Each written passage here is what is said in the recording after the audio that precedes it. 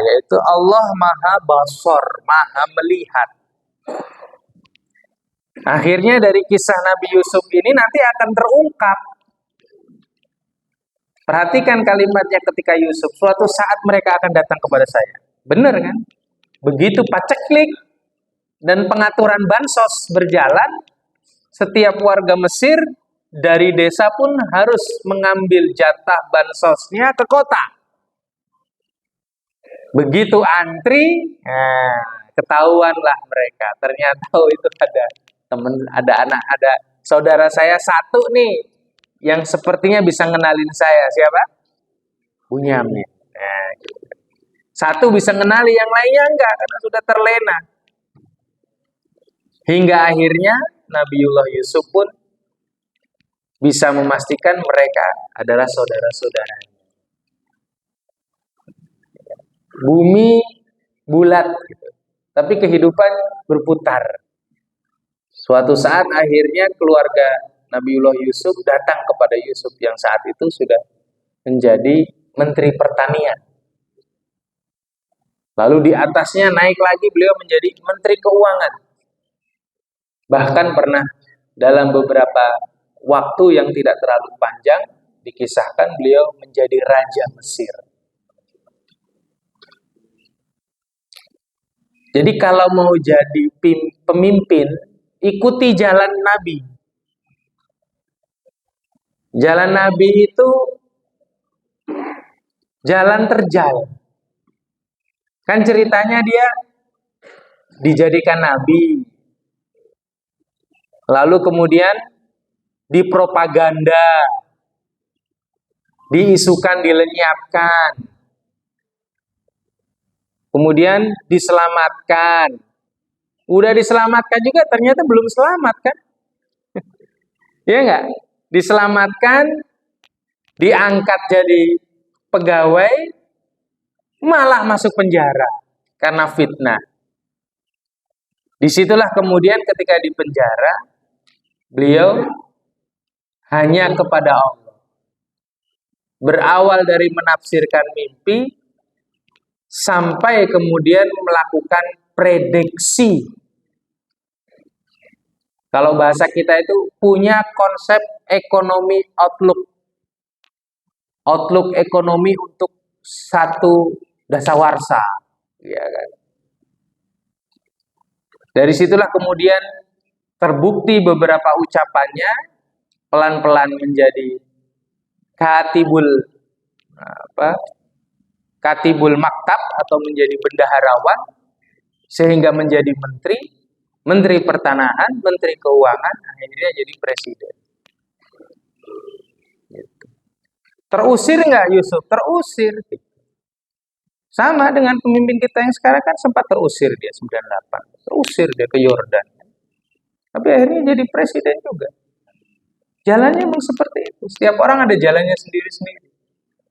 Soekarno terusir. Semua terusir. Pernah merasakan. Sedemikian rupa pemimpin-pemimpin hebat. Jadi tidak ada pemimpin yang lahir itu ujuk-ujuk, itu nggak ada. Tahu-tahu nggak ada.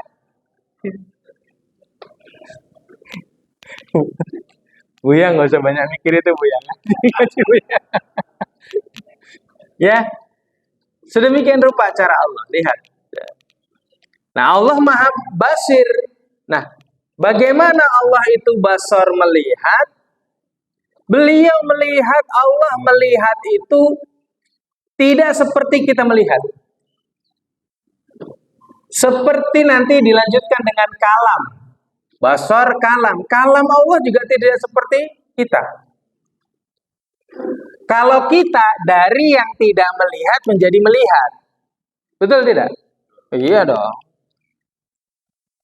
Kan awalnya tidak ada mata di janin. Lalu dimunculkan itu kelopak. Lalu sejak di janin bisa melihat. Ada nggak bayi di janin bisa melihat, lahir nggak bisa melihat? Ada. Ada. Ada juga di janin tidak melihat. Begitu di dunia melihat. Ada. Kalau yang normal di janin melihat, begitu lahir lama kemudian melihat. Jadi kita awalnya tidak melihat. Ya. Tapi manusia dari awal tidak berbicara. Iya, dia selalu dengan bahasa isyarat kepada ibunya. Begitu lahir proses untuk bicara. 6 bulan, 7 bulan, 8 bulan, 9 bulan, ada lagi yang speech delay 1 tahun, 2 tahun, macam-macam. Kalau Allah ada sudah bicara. Nah, ini yang membedakan. Sifat azalinya sudah kalam. Sedang kita beda. Sifat dasar kita tidak melihat. Wa ja'ala lakumus sam'a wal basar. Dikasih pendengaran, dikasih penglihatan. Jadi awalnya kita tidak. Lalu diproses untuk bisa. Sama, kita awalnya tidak kekal, tapi kemudian kita dikekalkan Allah di surga. Makanya bahasanya bukan baqa, tapi khalid. Kekal yang diproses. Kita ini diproses menuju kekal. Nah, Allah melihat itu dengan cara Allah. Kita melihat sebatas yang kita dibatasi penglihatan kita. Penglihatan zohir bahasanya nazoro. Tapi kalau melihat dengan berpikir bahasanya ro'a. Iya kan? Kemudian tahu dan berpikir jadilah ya'lamun. Makanya ada kalimat hal yastawil ladina ya'lamun wal ladina la ya'lamun. Apakah sama orang-orang yang tahu dan yang tidak tahu? Saya ini nggak tahu karena nggak dikasih tahu. Nah, gitu. Kalau kita tidak dikasih tahu Allah, maka tidak dikasih tahu. Sebagaimana malaikat mengatakan, qalu subhanaka la ilma lana illa ma'alamtana innaka antal alimul hakim. Maka Allah melihat dengan cara Allah. Bahkan setiap amal yang kita kerjakan itu, yang menurut kita berbeda pandangannya menurut Allah. Ya, di sini disebutkan innallaha ya'lamu ghaibas samawati wal ard wallahu basirum bima ta'malun. Dan Allah Maha melihat dari apa yang kamu kerjakan. Yang kita kerjakan itu ya yang diketahui, yang tidak diketahui, rahasia atau terang-terangan, bahkan yang dikerjakan hati. Iya. Sebel yang tidak terucap tapi terucap di hati lah Allah tahu. Iya kan? Gitu. Wah, mau ngomong tapi nggak enak lah kalau keluar dari ucapan ntar malah masalah. Pendem aja dalam hati, tapi terucap di hati ya Allah tahu. Karena Allah basir. Makanya disebutnya basir, bukan nazir. Kalau nazir hanya melihat yang zahir. Tapi Allah melihat isi hati kita yang paling dalam. Nah, isi hati yang paling dalamnya Nabi Yakub adalah bertemu Yusuf. Isi hatinya bertemu Yusuf. Termasuk kisah Nabi Yusuf dengan Zulaikha. Apakah kemudian Nabi Yusuf di dalam penjara terus kemudian kisah cinta mereka set ending? Enggak, happy ending. Happy ending. Ketika Nabi Yusuf menjadi Menteri Keuangan, dinikah itu Zulaikha. Tapi posisinya Yusuf saat itu sudah lebih mulia. Itulah kenapa rijalu qawwamuna 'alan nisa. Gitu. Happy ending itu akhirnya. Cuma kan nggak mungkin kita ceritain. Artinya kan Quran sudah bilang kan walaqad hammat bihi wa hamma biha. Sesungguhnya Zulaikha suka dengan Nabi Yusuf, Nabi Yusuf pun ada rasa suka. Wa hamma biha. Quran yang bilang. Itu ada kertak juga tuh Nabiullah Yusuf sama Zulaikha. Padahal majikannya tuh. Saya nggak bilang kretek ya, kertak gitu. Ya. Yang sebelah sini masih ada nggak kertak-kertaknya nih? Ya. Tapi Nabiullah Yusuf lebih mengedepankan hidayah. Walaula an ra'a burhana rabbi. Makanya disebutkan qala ma'adallah. Takutlah kepada Allah. Kayak gitu. Sedemikian rupa. Nah, di sini Allah melihat. Allah melihat amal kita. Makanya kemudian dalam melihat amal, sifat yang ada dan kodim dan azali itu terdiri dari zat Allah Ta'ala yang wajib, yaitu melihat. Melihatnya Allah sampai bisa melihat derajat kita. Derajat manusia di hadapan manusia dengan derajat manusia di hadapan Allah beda. Beda, Pak. Contoh. Yang memindahkan singgasana Bilqis itu bukan menteri, bukan jenderal, abdi dalam. Bukan orang yang terlalu sering diajak meeting sama Nabiullah Sulaiman. Bukan. Makanya kalimatnya wa qala alladzi 'indahu 'ilmun minal kitab. Sampai nggak disebutkan namanya, baru kemudian ketahuan namanya secara tafsir. Padahal punggawa-punggawa Nabi Sulaiman ada ifrit, ada ini, ada itu, ada menteri ini.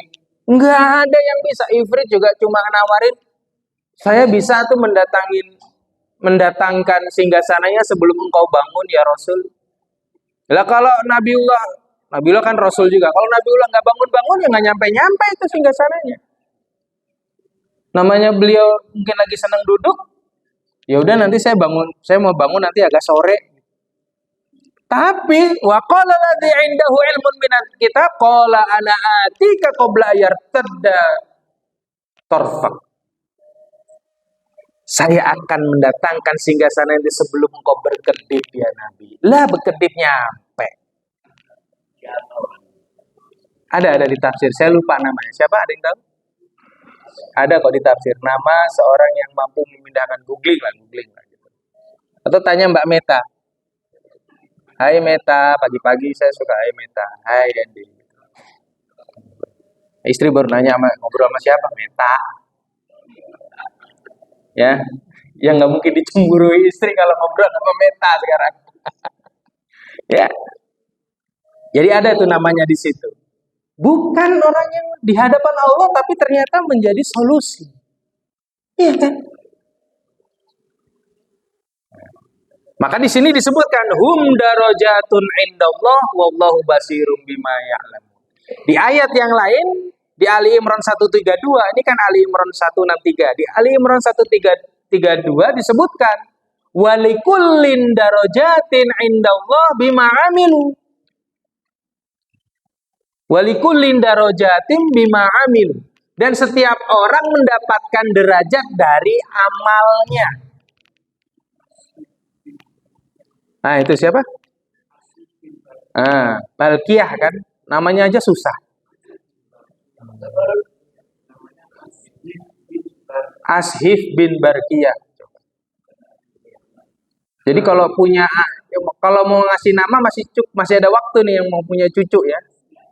Yang anaknya hamil, mantunya hamil gitu.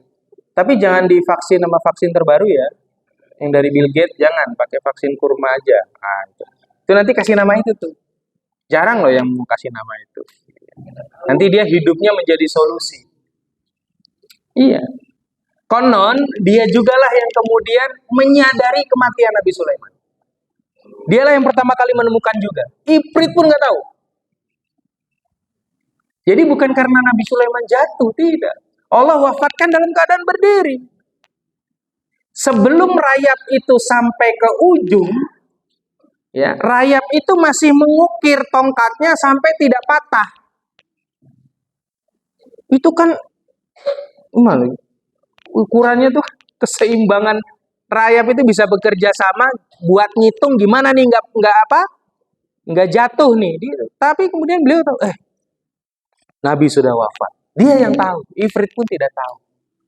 Ya memang kematian itu, kematian manusia dan kematian jin satu sama lain tidak ada yang tahu. Rahasianya tidak ada yang tahu. Nah derajat inilah Allah yang menentukan. Makanya kita kalau beramal, mau masuk derajat yang apa? Nah gitu. Ada yang beramal ikut-ikutan, ya derajatnya ikut-ikutan. Namanya muqtadin.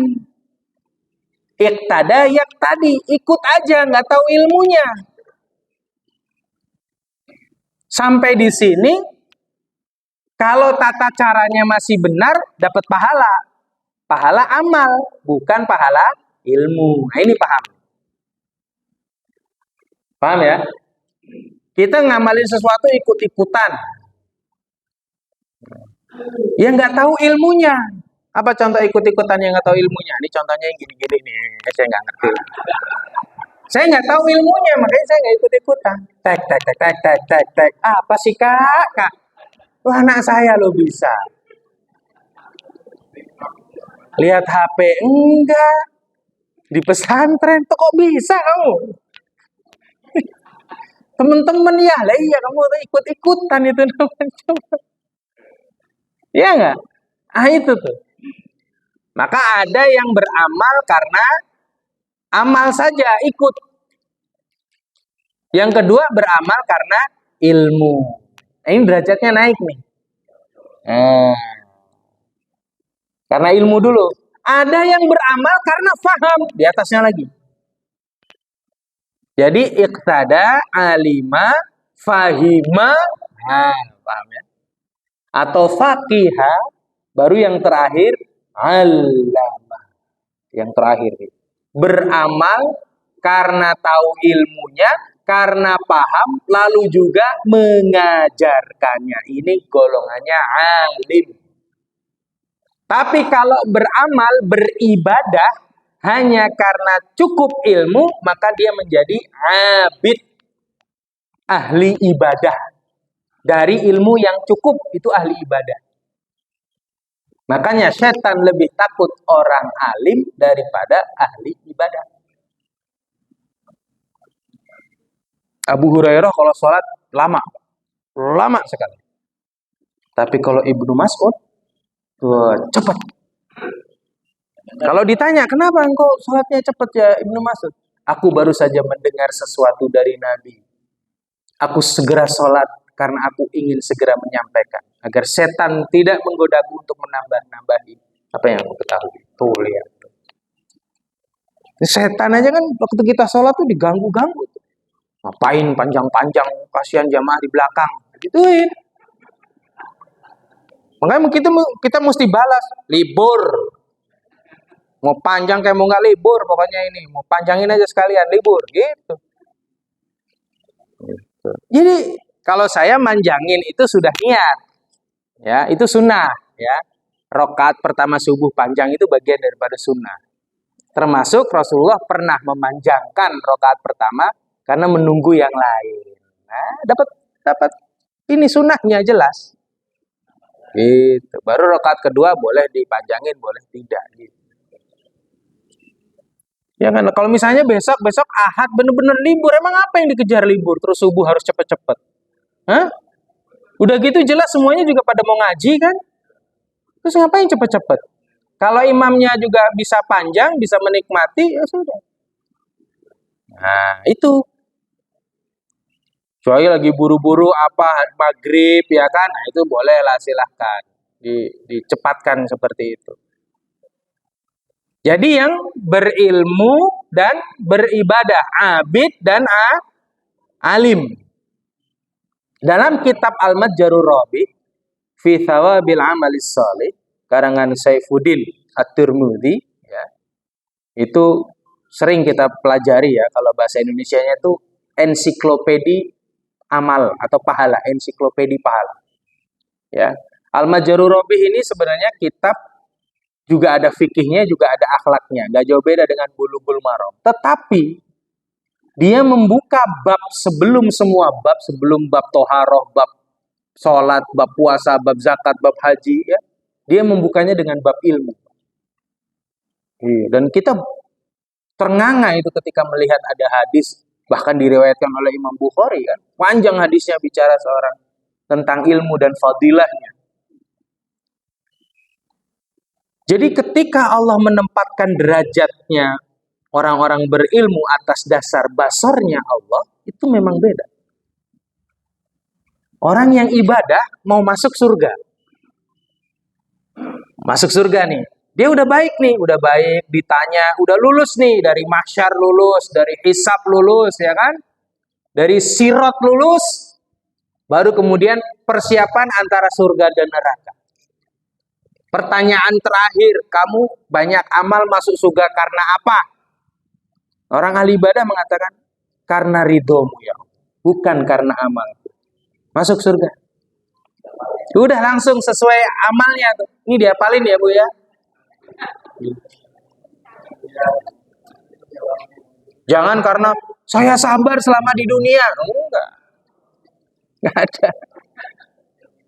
Karena engkau ridho aku masuk surga. Udah. Nah orang yang alim jawabannya sama, tapi karena Allah tahu dia berilmu, kenapa engkau masuk surga? Atas dasar apa aku masukkan? Karena engkau ridho ya Allah, aku masuk surga. Tapi Allah tahu ini berilmu. Kalau orang yang beribadah segera masuk surga. Tapi begitu orang berilmu mau melangkah ditahan sama Allah. Kif. Wah, mantap. Berhenti. Hatta tashfa' linnas. Sampai engkau memberikan syafaat kepada manusia. Tuh lihat tuh. Jadi orang yang berilmu mau masuk surga masih disuruh nyari teman-temannya karena ilmunya. Kalau ahli ibadah mungkin dia ibadah untuk sendiri, ya udah aku masuk sendiri aja. Walaupun nanti di situ juga sesuai dengan pahalanya udah. Tapi orang berilmu bisa nenteng, Pak. Iya. Loh jangan-jangan jamaah ini ada yang lebih alim kan daripada kita. Nanti pas di surga dia berhak memberi syafaat itu yang sudah di dalam neraka atau yang di wajahnya sudah terlihat masuk neraka. Iya Pak, nanti kalau di antara sirot itu orang yang alim itu, yang berilmu itu sudah melihat si fulan nanti masuk surga, si fulan sudah ada di wajahnya. Sudah ada Pak. Gitu. Lah iya nanti Dajjal juga kan di wajahnya udah ada. Dajjal, wajahnya Trump. Wajah Trump, Donald Trump. Udah ada itu wajahnya kan gitu. Gitu, Netanyahu gitu. Nah itu Pak, hatta tashfa' linnas, di riwayat lain hatta tashfa' li ghairika. Ya sudah. Makanya kan benar, Rasulullah itu hanya memberikan syafaat lil kabair. Syafaati li ummati li man kabair. Syafaatku kepada umatku untuk ahli dosa besar. Kalau kita sudah menjaga diri dari dosa besar, maka yang akan mensyafaati kita adalah sahabat kita, amal kita, Quran kita, teman kita, anak kita. Nah itu udah. Yang penting kita menjaga diri dari dosa besar. Karena yang dosa-dosa besar hanya diberikan oleh Nabi Muhammad SAW. Ketika kita lagi ziarah ke makam Nabi kan tulisannya besar tuh. Syafaati li ummati, untuk para ahli dosa besar. Begitu tuh sampai kif hatta tashfa' li ghairika. Jadi lebih takut setan itu sama ahli ilmu gitu. Ahli ilmu daripada ahli ibadah gitu. Jadi saya selalu terngiang-ngiang kalau bahasanya tuh suka kepo sendiri sama itu sendiri ya. Misal kita sholat malam tuh lagi menikmati satu sholat, satu yasin, nanti 2 rakaat lagi ar-Rahman sama Waqiah. Menikmati tuh sambil dikebet-kebet kan, bukan yang hafal gitu. Terus suka ini apa namanya? Kontemplasi. Ini saya abid apa alimnya gitu. Ini saya abid apa alimnya. Kok saya sholat begini nih untuk diri saya bagaimana? Tapi Allah pasti ngasih waktu kita boleh jadi abid, kita boleh jadi alim. Nah, sehingga tadi malam baru dapat 2 rakaat, nanti mau ngajar nih, jadi buka kitab, jadi buka ini, nyiapin materi, set.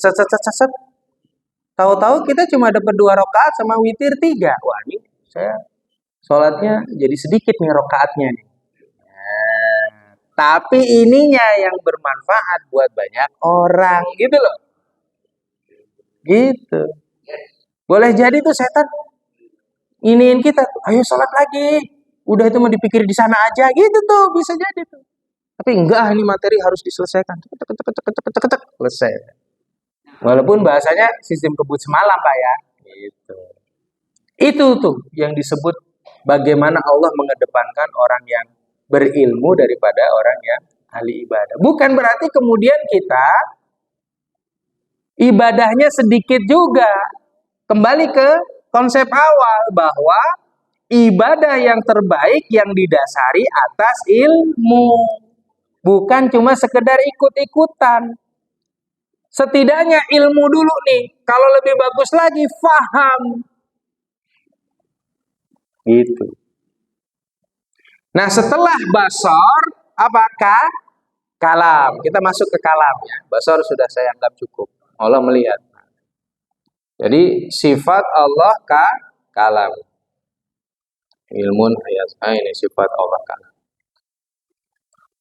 Sebagaimana Allah itu basor. Beda dengan basornya kita, melihatnya kita. Kalamnya Allah juga beda. Allah berbicara tidak seperti bicaranya manusia. Dan Allah sudah berbicara sejak Allah ada.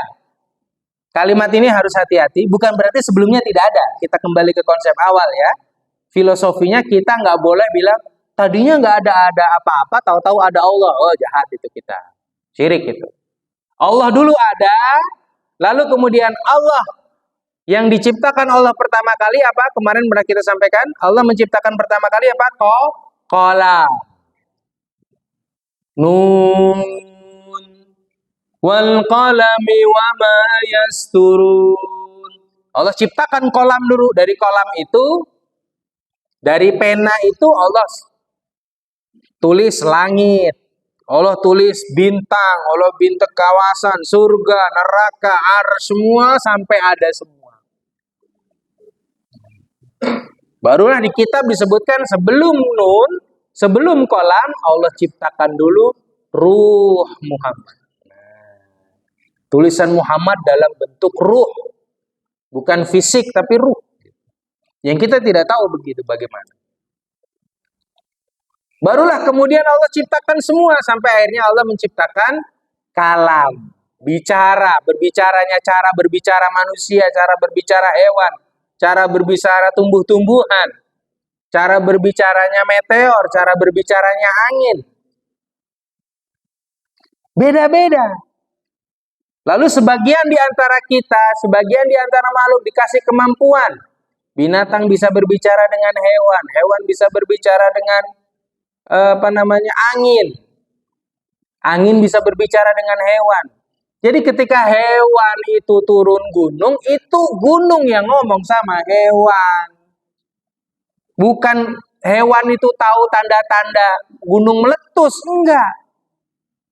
Tapi gunung bilang, saya mau meletus, kamu minggir. Turun mereka. Nggak ngasih tahu manusia. Kenapa? Karena saya diperintahkan Allah untuk meletus saja dan memberitahukan kamu, wahai hewan. Udah, manusia nggak dikasih tahu. Karena dia termasuk objek yang kena letusan. Kalau manusia tahu bahasa gunung, meletus, mau meletus, dia semua pengennya tinggal di laut. Lalu laut juga mau tsunami, dia bingung mau tinggal di mana. Makanya kan akhirnya manusia tidak tahu bahasa laut, tidak tahu bahasa gunung. Yang tahu sebagian manusia. Ahli gunung, ahli laut. Ahli laut apa? Nelayan. Iya kan? Iya. Ahli gunung ya, yang tinggal di gunung tahu gitu. Kita nggak tahu bahasa. Cara Allah berbicara juga terserah dengan cara apa. Ya. Jadi ada dua. Pertama, Allah berbicara untuk menafikan konsep daripada lawan bicara, yaitu bisu. Kalau kita dulunya tidak bicara, Allah sudah ada, sudah bicara. Kita tadinya tidak bicara, jadi bisa bicara. Nanti sebagian ada yang di akhir hayatnya juga tidak bisa bicara, ada yang bisa. Ada yang dikembalikan lagi. Faminkum man yuraddu ila ardalil umri likai la ya'lama min ba'da ilmin syai'a. Ya kan? Kami punya kiai stroke dari tahun 2012 sampai 2023, 11 tahun berarti dia nggak bicara. Dikasih kesempatan Allah untuk tidak bicara. Tapi tiap kali kita jenguk beliau tuh tangannya nggak berhenti begini. Iya, coba. Jadi semua indranya diberhentikan, cuma tangan kanannya aja yang bisa. Gitu, coba. Dahsyat ya Allah ya. Kasih kesempatan, matanya bisa melihat jelas, ini tidak bisa bicara, tidak bisa bergerak, tapi ini bisa. Baru di waktu-waktu tertentu karena apa namanya tuh diagnosa ya, terkadang-kadang kemudian kayak mengengah gitu. Gitu ya, 11 tahun Pak. Sudah wafat. Sudah wafat. Wafat tahun 2021 ya pas Covid. Tapi bukan karena Covid. Sampai seperti itu cara-cara Allah. Kita tadinya tidak bisa bicara. Kemudian dikasih Allah bicara. Allah bisa bicara. Nah Allah itu sedang bicara kepada kita dari kejadian yang ada di dunia ini. Sekarang nih kita mau bicara kurban. Allah bicaranya lewat apa? Quran, surat As-Saffat. Ya kan? Ayat 101 sampai 110. Kisah Nabiullah Ibrahim dan Ismail tentang mimpinya. Itu cara bicara Allah. Itu yang menjadi hukum. Tapi ada cara bicara Allah berupa hikmah. Setelah kita meneliti lebih dalam, baru ketahuan. Contoh. Ini biasanya di numerik bahasanya, Pak. Numerik ya. Allah bicara tentang mukjizatnya Al-Quran. Al-Quran itu mau dibolak-balik kanan kiri dibahas, ini tuh ketemu lagi ke sana, ketemu lagi ke sana. Misalnya Allah sudah takdirkan kita menjadi umat penengah. Ya. Ummatau wasatau. Ternyata ada di surat Al-Baqarah. Surat Al-Baqarah berapa ayat? 286. Coba aja bagi 2. 143. Itu. 143 di tengah-tengah itu bicara tentang penengah. Coba aja buka 143. Lihat ya. Nanti kita buktikan misalnya. Betul tidak? Ayat 143. Ini saya juga sering membuktikan yang gitu. Benar ya ternyata ya. Nah, 143. Wa kadzalika ja'alnakum ummatan wasatan. 143 kali 2 286. Ketika umat itu menjadi umat penengah atau umat pemberi solusi, ayatnya di tengah-tengah. Dahsyat betul. Ini cara bicara Allah. Makanya kita memahami konsep kalam itu, belajar dulu makna jelasnya, kalam itu begini, kalam baru kemudian ayo kita dalami lagi lebih dalam. Kita dalami lagi.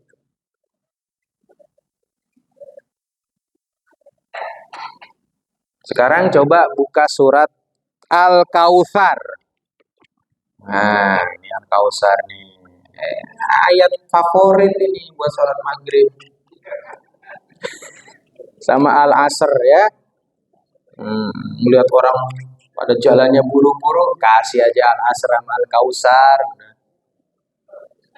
Habis itu langsung, makasih Pak Ustadz, makasih Pak Ustadz. Ya coba.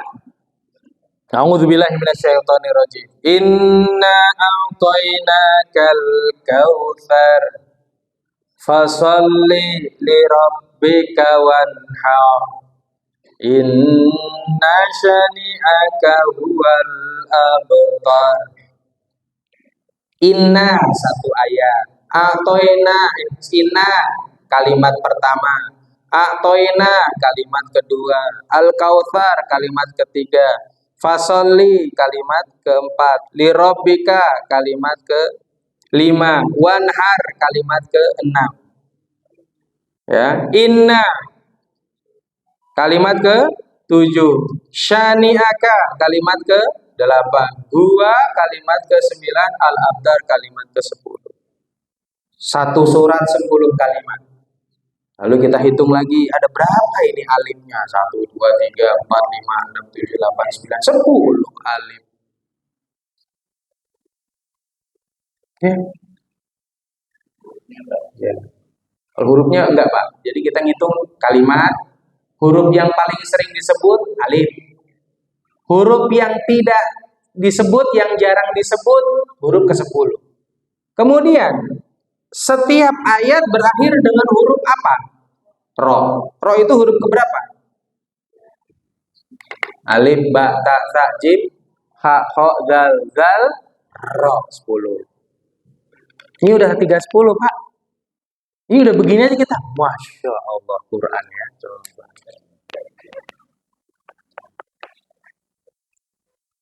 Dan Al-Kautsar itu bicara tentang apa? Inti daripada Al-Kautsar itu bicara tentang apa? Fasolli li rabbika wanhar. Kurban. Tanggal berapa? 10 Zulhijjah. Coba. Ini baru ayat kecil nih Pak, kita kaji ini kita udah puyeng. Iya. Nanti ditemuin lagi. Ada 10 kata. Huruf yang paling disebut alif. Alif itu kalau dalam ilmu tasawuf dia adalah Allah. Coba. Perintah Allah untuk berkurban di bulan Zulhijjah. Ya. Kemudian nanti baru masuk ke caranya. Ra itu bacanya harus apa? Khafif am thaqif. Ketika ro itu disukun, kita harus bacanya tebel apa tipis?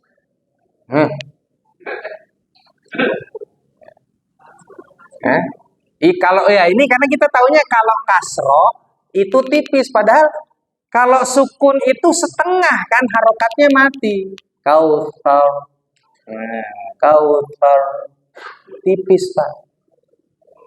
Oke? Kalau kita mau memposisikan tebel sama tipis bisa keduanya. Maka tapi ketika di wanhal itu tipis Pak, tipis. Tapi tipisnya ro itu tajam Pak. Ini nyembelih harus pakai yang tajam. Tuh. Temu lagi di situ. Coba aja nyembelih pakai yang tebel. Sapinya disembelih pakai yang tebel. Ngapain, Bro? Nggak kelar-kelar ini kita gitu. Udah capek-capek saya ditumbangin gitu.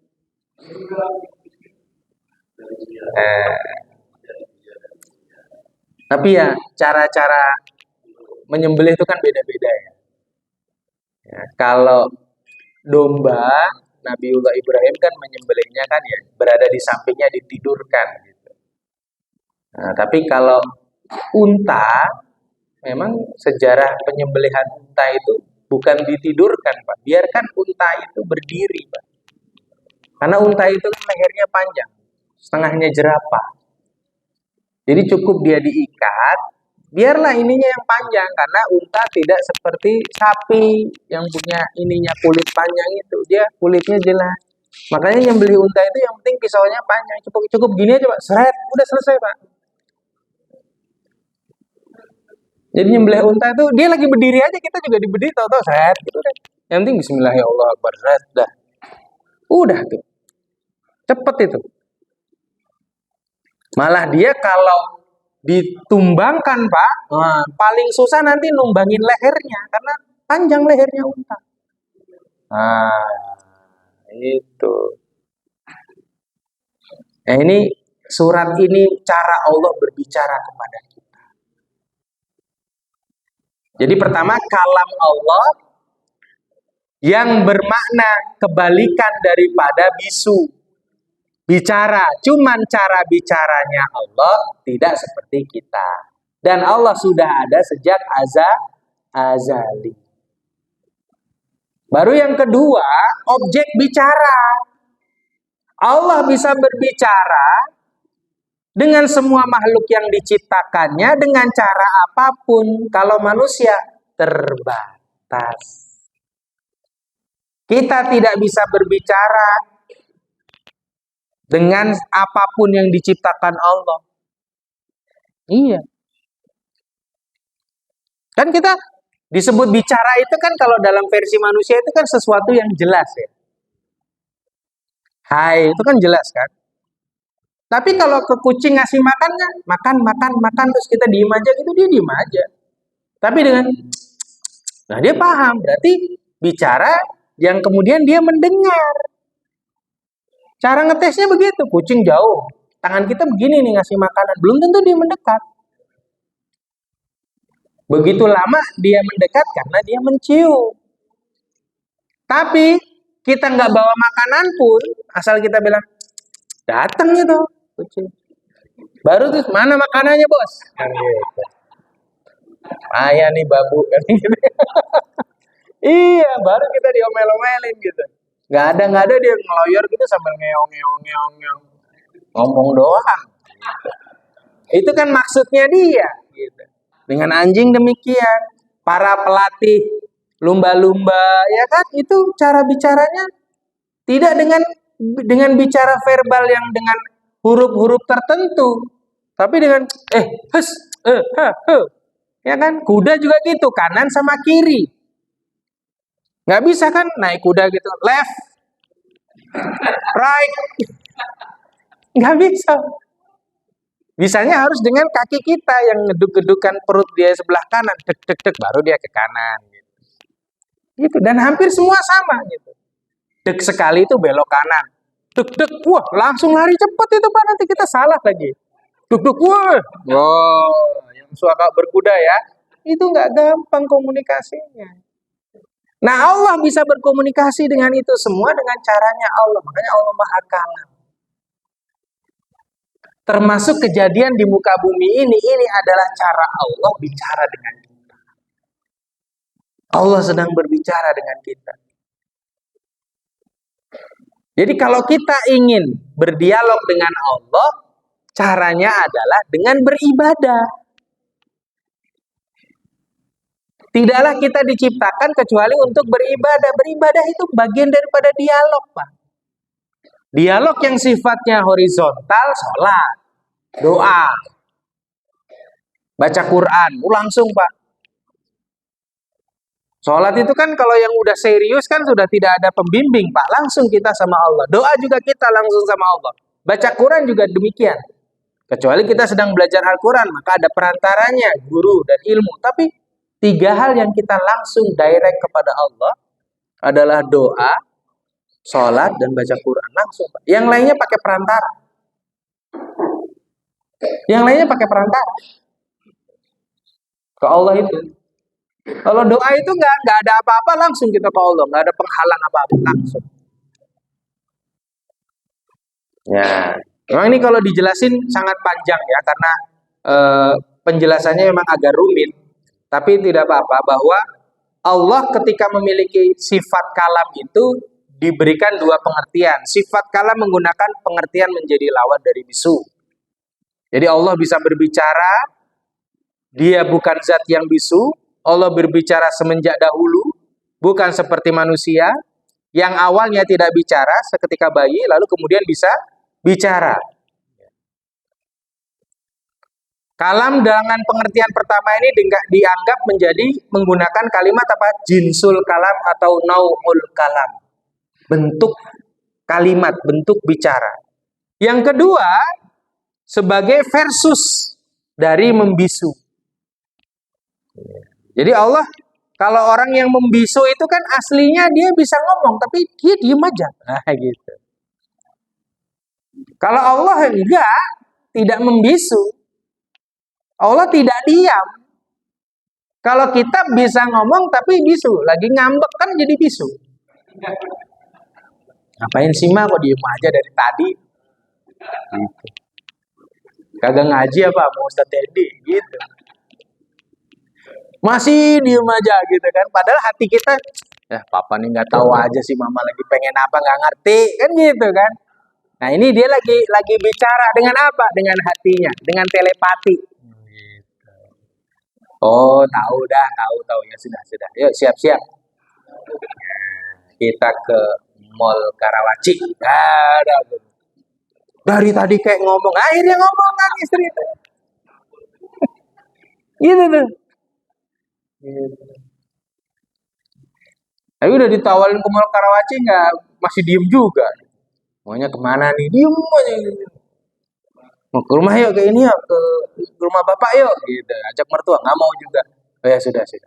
Telepon deh temen deh. Assalamualaikum, bang. Minggu depan ada seat nggak? Saya mau umroh nih. Wing. Nah. Berdua aja ya privat. Ya, gitu. Baru deh. Terus anak-anak gimana? Gitu. Ya, ini namanya cara bicara Allah. Kemudian Allah bisa berbicara dengan bahasa apa saja. Kita tidak seperti itu. Kita tidak diberi kemampuan bahasa. Ada orang yang memiliki bahasa banyak, ada yang tidak. Ya, Allah juga bisa berbicara dengan Nabi Musa yang sebelumnya belum pernah, dan Nabi Musa juga belum pernah, dan hanya kejadian sekali. Itu. Sampai kemudian para ulama mengatakan berbicaranya Allah dengan Nabi Musa dan berbicara Allah dengan Nabi Muhammad ketika di Sidratul Muntaha itu beda bahasanya, Pak. Nggak seperti kita ngebayanginnya. Kita kan ngebayanginnya ya bicara ya sama kan gitu kan. Nah, ini dalam bahasa komunikasinya Allah. Makanya sesungguhnya di dalam semua yang terjadi di muka bumi ini adalah bahasa bicaranya Allah kepada kita. Itu. Kapan Allah berbicara? Menggunakan Musa alaihi salam, yaitu ketika Allah berkehendak buat berbicara menggunakan Musa alaihi salam. Ya, sebelum Musa alaihi salam nggak pernah Allah berbicara langsung kepada Nabi. Iya. Jadi Nabi Adam, nabi-nabi yang lain semua berbicara lewat apa?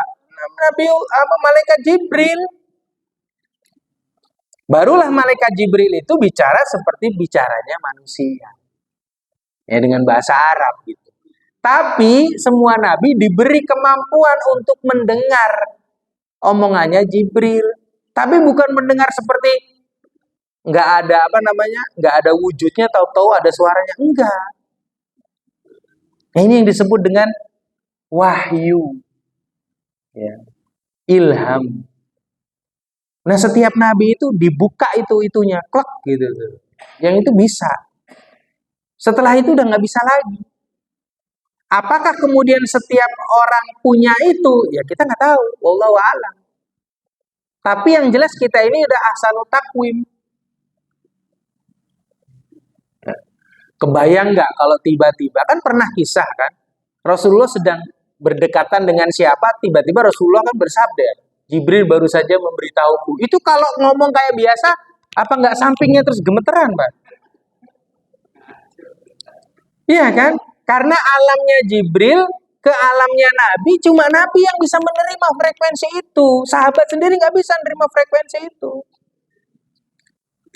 Prototipenya beda Nabi itu. Para Nabi itu beda, tubuhnya itu udah di setting sedemikian rupa. Apalagi kulitnya Nabi Muhammad itu. Bisa dibawa terbang, Pak. Dengan kecepatan pesawat. 1,5 malam dunia akhirat. Dunia akhirat kan. 1 malam dunia akhirat dari Bada Isya sebelum subuh udah balik. Coba. Mungkin kita ke pasar aja subuh belum kelar. Iya nggak? Berangkat ke Parung jam 10, tahu-tahu udah subuh belum selesai nih. Itu juga cuma baru berapa bawahnya. Ribut nawarnya ya Bu ya. Ribut nawarnya nggak jadi-jadi. Ini cara Allah nih ya. Nah itu bahkan ketika bicara dengan Nabi Musa seperti itu. Ya. Walamma jaa Musa limiqatina wa kallamahu rabbuhu. Ya, surat Al-A'raf. Dan ketika Nabi Musa sampai di Bukit Tursina, Di tempat yang sudah ditentukan, kami tentukan, di sini kalimatnya dewa ya. Allah sudah berfirman langsung kepadanya. Jadi maksudnya di sini Allah ya, namanya tulisan nggak pas. Kemudian Allah berfirman langsung. Nah, ada yang mengatakan kalimat wa kallamallahu Musa taklima itu Allah berbicara kepada Nabi Musa dengan cara bicara manusia. Bukan dengan cara bicaranya Allah. Karena sedikit pun dari cara bicaranya Allah itu ya cuma falamma wasala itu di Bukit Tursina istaqarra, dikasih sama Allah apa? Gempa. Nantang. Kan nantang itu. Awalnya kan maunya tuh mau mengakomodir. Musa, kamu nabi. Nah, ngomong sama Tuhanmu. Ini kita udah begini nih. Ayolah ngomong. Oke. Kasih tahu Jibril, ini umat suruh ngomong. Ya udah, kata Allah kesuruh Bukit Tursina, sampai di Bukit Tursina kasih gempa, langsung taubat, nggak mau. Iya. Barulah ketika dikasih gempa itu langsung otak inisiatifnya keluar kan gitu. Tapi Nabi Musa mampu mengkomunikasikannya dengan, kalau kita kan enggak. Turun Bukit Tursina bilang ke umatnya, udah dah, nggak usah dah. Bisa hancur kita semua ini kalau nanti ke sana. Kita kan pasti kayak gitu. Enggak, Nabi Musa enggak, dia bisa mampu. Nah, sudah menyampaikan ini. Tapi ya Allah namanya Tuhan Rabbul Izzati ya.